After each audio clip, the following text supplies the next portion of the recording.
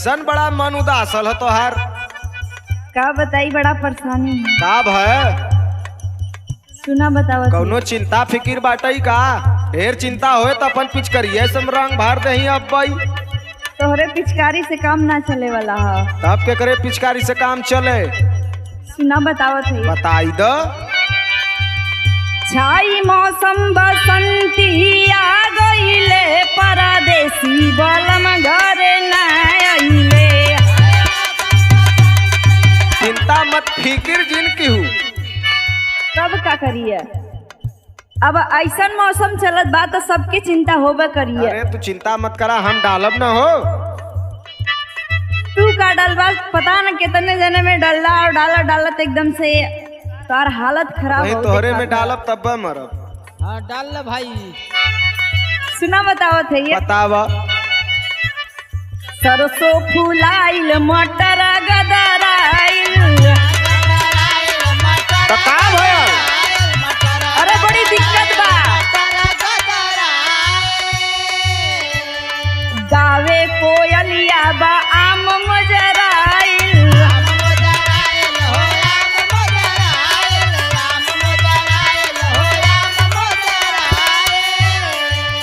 देख बगिया में महुआ कुचाह गइले।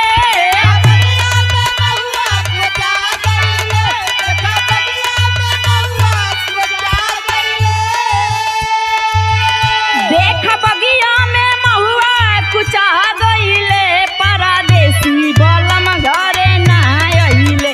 छाई मौसम बसंती आ गइले, परदेसी बलम घरे ना आइले।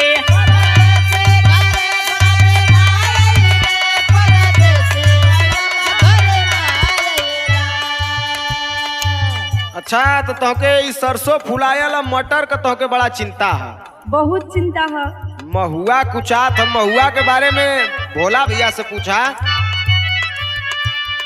गोतिन पड़ोसी सब ताना सुनावे।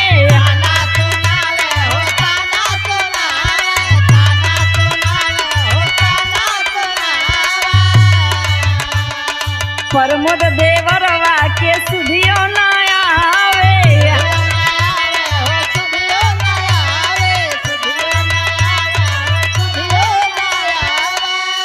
लोग इतना ताना मारत हुआ लेकिन त दिमाग त काम ना करत है।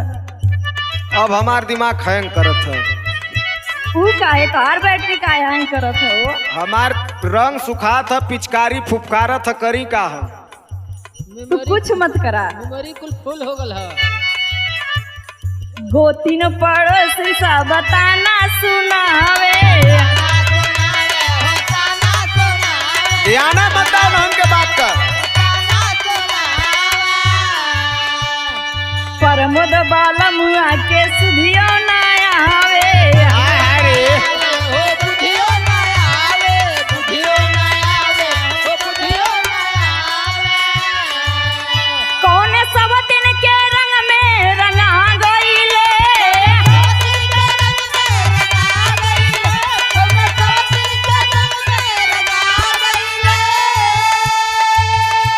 कौने सब दिन के रंग में रंगा गइले, परदेसी बलम घरे ना आइले। छाई मौसम बसंती आ गइले, परदेसी बलम घरे ना आइले।